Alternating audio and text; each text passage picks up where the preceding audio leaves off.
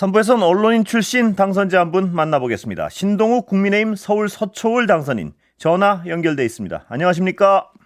예, 안녕하십니까. 당선 축하드리겠습니다. 오랜만입니다. 예, 고맙습니다. 예, 당선 소감 어떠십니까? 뭐 이제 당선 소감을 말씀드리기에 시간이 좀 많이 지났고요. 그렇습니다만, 예. 모두의 언론인 출신이라고 설명을 해주셨는데 사실 언론계에서 기사 쓰는 것보다 정치 활동하는 게 훨씬 더 어려운 것 같습니다. 앞으로 열심히 해야 될 것 같습니다. 예, 30년간 계셨나요, 대략? 예, 뭐 한 정확히는 31년 정도 있었습니다. 예, 정치권에 들어오게 된 계기가 뭔가요? 글쎄요, 뭐 이제 31년이라고 하는 시간이 이제 워낙 길어서 어떤 시점에 이제는 언론인으로서의 생활을 끝내야 할까라는 고민도 사실은 몇 년 전부터 좀 있었고요. 사실 뭐 이런 말씀드리긴 그렇습니다만 이제 언론사에서 생활할 시간이 별로 이제 남지 않았다는 현실적 문제, 그리고 또 한 가지는 그러나 언론계에서 오랫동안 많은 우리 분야를 경험을 해왔고, 또 우리 국민들의 민생을 가까이에서 봤는데, 사실은 조금 기사로만 이런 것들을, 다루기에는 조금 답답함, 뭐, 특히 최근의 정치 상황에 대해서, 이렇게 한국 정치가 이렇게 가선 되겠는가라는 답답함, 그리고 대한민국의 미래에 대해서, 뭔가 정체되는 듯한 느낌, 이런 부분들에 대해서, 이제는 좀, 현장에서 좀 더 가까이에서 뭔가 국가에 대해서, 그리고 국민들을 위해서 기여하고 싶다는 생각, 뭐 이런 것들이 복합적으로 작용을 했다고 봐야죠. 예, 그 언론인, 관찰자 입장에서 직접 어떤 정치 현장에 뛰어보시니까 어떻습니까? 뭐가 가장 큰 차이가 나던가요? 예, 뭐 훨씬 어려운 것 같습니다. 사실 기사는 본인이 생각하는 대로, 본인의 소신대로 그냥 기사를 쓰고, 또 자기가 포함된 조직에서 어떤 방향으로 기사를 가지고 가는지, 이런 것들은 뭐 사실 워낙 오래 훈련이 스스로가 돼 있었기도 하고요. 또 제가 많이 고민을 했기 때문에 사실은 뭐 그렇게 크게 어렵다고 느끼거나 그렇지 않았는데, 정치는 좀 더 복잡한 것 같습니다. 물론 제 소신이 없는 것은 아닙니다만, 제 소신과 현장에서 요구하는 것들, 그리고 정치적으로 어쨌든 어느 집단에 소속됐을 경우에 그 정치적 유불리를 따져서 제 소신과 상충되지 않는 범위 내에서 그 소신을 피력하는 것들, 이런 것들이 굉장히 고도의 어떤 전문직이 아닌가, 정무적으로는 그런 생각이 들어서, 아직 뭐 임기가 시작되지 않았습니다만 국회의원 임기가 시작되면 더 어려워지지 않을까라는 생각을 합니다. 예, 방금 중요한 말씀하신 것 같은데 소신과 앞으로 22대 국회 등원하시면요. 예, 예. 소신과 어떤 정치적 소신과 당의 입장과 배치될 때 예, 어떻게 해 예. 나가실 예정입니까? 그런 사안이 꽤 많을 수도 있을 텐데요. 많이 있을 수 예, 있겠죠. 저는 기본적으로 가장 중요한 것은 뭐 제 소신이라고 생각을 합니다. 그런데 다만 뭐 이런 경우 있을 수 있지 않겠습니까? 제 소신은 아니지만 당론으로 뭐 어떤 결정이 내려졌다라든지, 그럴 때는 저는 당론을 따르는 것이 맞다라고 생각하고요. 그것이 아닌 경우에는 가급적이면 이런 다양한 의견들이 존재할 수 있는 정치 집단, 또는 그런 다양한 의견들이 또 활발하게 논의가 되고 수용될 수 있는 그런 정치를 해야지 발전이 되지 않을까라는 생각을 하고 있어서, 가급적이면 제 소신을 뭐 충분히 좀 밝히는 정치를 하고 싶습니다. 지금으로서는. 예. 예, 소신 얘기가 나와서 바로 좀 여쭤보겠습니다. 예, 예를 들면 예. 최상병 특검이나 김건희 여사 특검 같은 경우에 당의 입장과 어떤 당선인의 입장은 일치하십니까? 아니면 좀 다릅니까? 그 두 부분에 대해서 사실 참 너무 어려운 질문을 바로 들어오셨는데요. 예, 아니 예, 소신 말씀을 하셔서 어렵습니다. 제가 좀 예, 예, 첫 번째는, 이제 사실관계에 대해서 저희가 파악하고 있는 것과, 민주당이 주장하고 있는 것이 좀 다르기 때문에, 뭐 민심이 몇 프로니까 특검을 해야 된다라든지, 이런 것으로 따라가면 그것 또한 제 소신이 아닌 거라고 생각을 하고요. 예. 제가 정확히 판단을 했을 때, 이게 특검이 과연 필요한 사안인가라는 것에 대한 좀 판단도 필요할 것 같고요. 두 번째는, 그러면 이게 저희가 만약에 특검을 했을 때, 민주당이 저희가 생각하는 것처럼, 예를 들자면 최상병 특검 같은 경우에, 우리 젊은 병사의 죽음의 진실을 밝힌다라는 그 본래의 목적에 충실한 특검이 이루어질 것인가, 아니면 그렇지 않고 전혀 그 본질과는 관계없는 짜투리를 가지고 정치적 공격으로 민주당이 계속 그 저희를 압박해 올 경우에, 그렇다면 과연 특검을 받는 것이 옳은 것인가, 이런 차이가 있을 수가 있거든요. 예.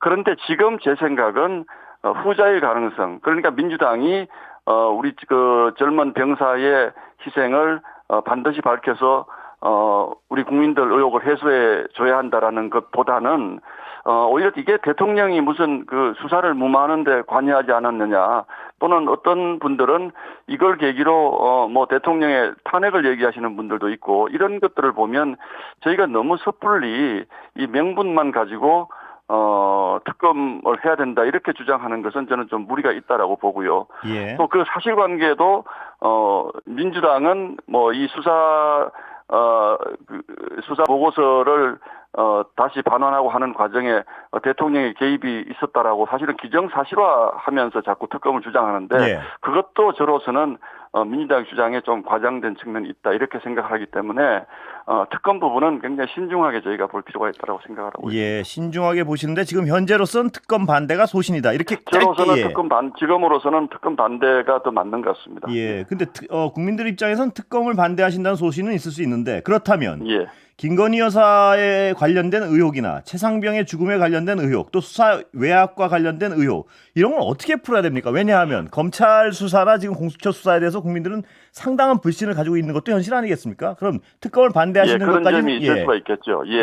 특검을 반대하시는 것까지는 소신을 알겠는데, 그럼 어떻게 풀어야 됩니까? 국민들의 의혹을. 저는 뭐 이 부분 역시 뭐 굉장히 어려운 문제고 조심스럽습니다만은, 저는 사실은 일정 부분은 대통령의 결단이 좀 필요하지 않을까라는 생각을 가지고 있습니다. 예, 대통령 결단이나 하시면 어떻게 대통령? 뭐 이 부분에 대해서 이제 며칠 전 대통령께서는 이제 기자회견을 통해서 첫 번째 최상병 문제는 지금 공수처에서 수사를 하고 있고, 예. 경찰과 공수처에서 수사를 하고 있기 때문에 그것을 좀 지켜보자, 이제 이런 입장이신 것 같은데요. 예. 이 부분에서도 뭐 국민들이 아직은 좀 이제 그 부분에 대해서 불신을 하고 있는 부분이 있다면, 특정 시점에 가서는 대통령께서 특검 문제에 대해서는 대통령께서 또 뭐 다른 전향적 생각을 하실 필요도 있을 것 같다, 이런 생각이 들고요. 예. 어쨌든 저는 중요한 것은 이런 의혹을 계속 가지고 우리가 가는 것은 좀 상당히 좀 어렵다. 그래서 이게 이제 거부권을 행사할 것이냐, 그러면 또 거부권 행사하고 나면 그럼 국민의힘은 어떻게 하시냐, 이런 쪽으로 이제 계속 가는데, 이게 정치적으로 너무 강대 강해 로만 계속 가면 결국은 뭐 국민들만 계속 지금 의혹이 커지는 이런 상황이어서 조금 정말로 문제가 없는 것이 확실하다면 뭐 다른 생각도 해볼 필요가 있다, 그렇게 생각을 하고 있습니다. 예, 약간 우회적으로 말씀하셨는데, 대통령이 결단을 통해서 특검 받고 뭐 이런 상황도 사태 해법의 하나의 방법이다, 뭐 이렇게 보시는 건가요? 뭐 말하자면 정면 돌파 방법 있을 수 있다라고 생각을 하고 있습니다. 예. 자, 좀 지난 얘기지만요. 서울 수도권 예. 참패 원인은 뭐라고 분석하십니까? 이제 세 가지 뭐 패배한 것은 사실상 팩트니까요. 예. 제가 생각하는 이제 세 가지가 있는데, 첫 번째는 저희가 집권 여당이 민심을 좀 잘못 읽었다. 두 번째는 이 집권 여당에게 맞는 맞춤형 선거 전략이 좀 부족했다. 그리고 세 번째는 일부 지역의 경우는 좀 공천에도 조금 잘못이 있었던 것 같다. 이 세 가지 이유가 있다고 생각을 하는데, 첫 번째 뭐 이런 것들, 예를 들자면 이런 것들이 되겠죠. 집권 여당이라면 이제 이번 선거가 야당에서는 정권 심판론으로 슬로건을 내세웠기 때문에, 저희로서는 거기에 대해서 예를 들어서 뭐 2조 심판론 이렇게 강대강으로 부딪힐 것이 아니고, 저희가 할 수 있는 집권 여당 민생과 좀 더 관련 있는 어떤 미래를 위한 정책적 비전을 주면서 국민들에게 제시하면서 이것을 우리가 하기 위해서는 어떤 정도의 의석이 꼭 필요합니다라든지 이런 쪽에 좀 호소를 좀 더 했으면 어땠을까 뭐 그런 생각도 해봅니다. 예, 지금 아마 백서를 열심히 쓰고 있다고 예, 그러니까 예. 아마 제가 뭐 말씀드린 이런 부분들도 아마 백서에 많이 포함되지 않을까라는 생각을 합니다. 어제 그 백서 관련해서 호준석 대변인 여기 출연하셨는데요. 예. 책임 문제에 있어서 선거 패배의 책임 문제에 있어서 윤7 한삼 대통령 7 한동훈 3 책임론이 외부에선 많이 얘기한다. 동의하십니까? 저는 특정인이라든지 또는 예. 특정 수치를 이렇게 포함시켜서 누구에게 몇 프로 이런 분석은 전혀 동의하지 않습니다. 예. 예. 그렇다면 한동훈 비대위원장은 어떤 선거를 주도했으니까 책임론에서 예. 자유로울 수는 없을 것 같은데 당대표 등판에 대해서는 어떻게 평가하십니까? 당선인께서는. 한동훈 예. 비대위원장이 당 대표로 예, 후보로 지금 후보로 나오는 것에 대해서 이제 이 부분도 뭐 조금 뭐 분석적으로 보시는 분들은 한동훈 위원장이 나오는 것이 좋을 것인가 좋지 않을 것인가 뭐 이런 말씀들을 많이 하시는 것 같은데 예. 제 생각으로는 첫 번째는 본인의 선택이라고 생각을 하고요. 네. 두 번째는 결국 모든 것의 궁극적인 목적은 저희 당이 지금 국민들로 받은 어떤 지난 총선 성적표를 다시 이제 좋은 쪽으로 분위기를 돌리려고 하는 것이니까 그런 쪽에 필요하다면 뭐 한동훈 위원장도 나올 수 있다고 생각하고 그러나 조금 전에 앵커께서 말씀하신 것처럼 아니 이렇게 책임져야 될 사람은 좀 자중해야 되는 거 아니냐라는 여론이 크다면 안 나오는 것이 좋을 텐데 예. 예를 들자면 뭐 이런 건 그럼 어떨까요? 지난번 대선에서 이제 이재명 대표가 지고도 이제 곧바로 개항에서 나가서 국회의원이 되었고 또 그것을 바탕으로 해서 이제 당 대표까지 되었는데 지금 결과적으로 보면 그걸 가지고 사실 이재명 대표가 무책임하게 다시 뭐 너무 빨리 국회의원이 되었다라든지 당 대표가 되었다라든지 이런 얘기는 하지 않는 거거든요. 예. 결국은 저는 한동훈 위원장이 만약에 나와서 당 대표가 될 가능성 그리고 당 대표가 되었다고 하더라도 거기에서 성공할 수 있는 가능성 이런 것들을 다 따져봤을 때 과연 나오는 것이 바람직한 것인가 하는 것은 저희도 생각을 해봐야 되는 문제고 또 한동훈 위원장 본인도 지금 뭐 깊게 생각할 텐데 제가 보기에는 반반 정도이기 때문에 아직은 고민이 끝나지 않았을 것이다 저는 그렇게 보고 있습니다. 예. 그 당대표 선거 관련해서 룰 개정 얘기 많이 나오는데 혹시 당선인의 입장은 어떤 건지요? 저는 기본적으로 뭐 일정 부분 민심이 반영되는 부분이 맞다라는 생각을 가지고 있고 그런 의견을 여러 차례 다른 인터뷰에서도 한 적이 있습니다. 그런데 과연 지금 비대위가 그 룰을 바꾸는 것까지 저희가 염두에 두고 지금 비대위를 추인을 한 것인가라는 뭐 그런 논란이 최근에 다시 조금 있는 것 같더군요. 예. 그래서 그 부분은 뭐 제가 아직 잘 모르겠습니다. 그런데 지금 이 비대위를 저희가 추인할 때 저도 그런 의견을 적극적으로 개진을 했습니다만 우리가 이렇게 무질서한 상태로 오래 가면 안 되니까 최대한 빨리 새로운 당대표를 뽑아서 우리 당의 내부 혁신을 새로운 당대표를 통해서 해나가자.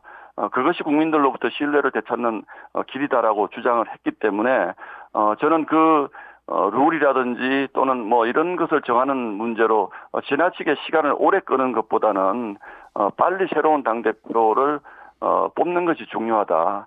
다만 실질적으로 큰 문제가 없다면 뭐 민심을 일정 부분 반영시켜서 당대표를 뽑는 것도 좋겠다 이런 생각을 가지고 있습니다.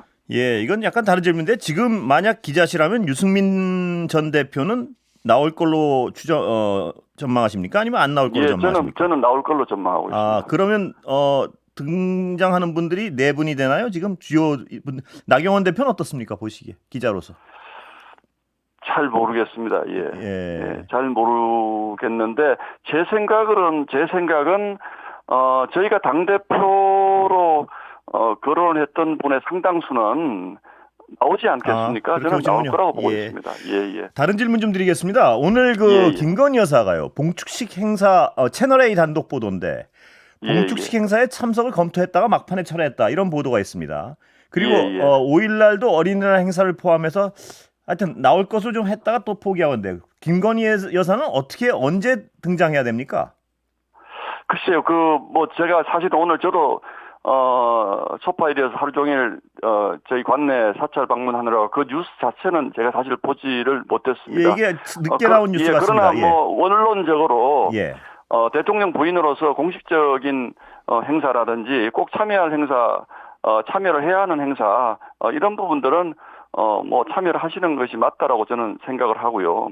그런데 꼭 대통령 부인이 참여해야 될 행사의 범위가 어디까지인지 그건 제가 잘 모르겠는데 지금은 약간은 정무적인 고려도 필요한 시점인 건 맞는 것 같습니다. 그러나 저는 대통령 부인으로서 당연히 참여해야 될 행사는 참여하는 게 맞다라고 보고 있습니다. 그런데요, 이게 좀 복잡한 문제가 선거 앞두고 여론이 안 좋으니까 약간 잠적하듯이 갑자기 국민의 어떤 사라졌습니다.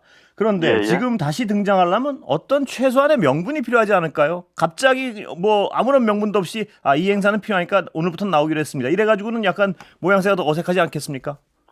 글쎄요, 대통령 부인 이시라는 거, 영부인이시라는 것에 대해서 변함이 없는데 명분이 딱히 필요하겠습니까? 결정이 되면 그렇게 할 수 있다고 저는 보고 있습니다. 예, 여론은 안 좋을 텐데 어떻게 보십니까? 글쎄요, 여론이 글쎄 앵커께서는 예. 여론이 안 좋을 거라고 생각하시는 것 같고, 예.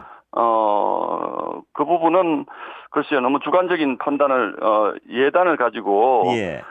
또 한편에서는 대통령 부인께서 너무 공식 행사에 안 나오는 것이 잘못된 것이다. 예. 이런 생각을 또 하는 분들도 있지 않을까 합니다. 예, 하나 추가로 여쭤보면 제가 예단을 한 것이 아니고 그런 어떤 여론이 안 좋을 것이라는 우려가 대통령실이나 어떤 정부 여당에서도 있었기 때문에 선거를 앞두고 전격적으로 안 나오기 시작하신 거 아닌가요? 그렇기 때문에 그거는 전혀 실제로 대통령실이나 대통령 주변에서 어떤 정무적인 판단을 가지고 대통령 부인은 모습을 드러내지 않는 것이 좋겠다라고 했는지는 저로서는 전혀 알 길이 없어서요. 예. 그 부분은 제가 좀 대답할 성격은 아닌 것 같습니다. 예. 그리고 아까 시간이 거의 다 돼서요. 마지막으로 최상병 특검 이제 거부권을 대통령이 행사하실 것이라는 어떤 보도가 일반적이지 않습니까? 추정이. 그런데 그렇습니다. 재표결 시에 국민의힘 이탈표를 단속하고 있습니까? 지금 어떻습니까? 보시기에는. 저는 사실은 이번에 재표결을 한다고 하더라도 제가 그 표결에 들어가는 이제 현역 의원이 아니기 때문에 저를 단속 하는지 이거는 제가 전혀 들은 바가 없고요. 글쎄요, 지금 이런 상황에서 저는 개별 의원들을 상대로 단속을 하기는 조금 어려울 거라고 보고요. 그러나 또 한편으로는 이제 조금 전에 제가 말씀드린 것처럼 그 최상병 특검의 본질에 대한 의구심을 저희 당에서 가지고 있는 분들이 많기 때문에 제 표결을 했을 경우에 그것을 통과시킬 정도로 이제 이른바 이탈표가 저는 많이 나올 거라고 보고 있지는 않습니다. 예, 장시간 말씀 감사합니다. 여기까지 듣겠습니다. 예, 감사합니다. 예, 지금까지 신동욱 국민의힘 서울 서초을 당선인 전화 연결했습니다.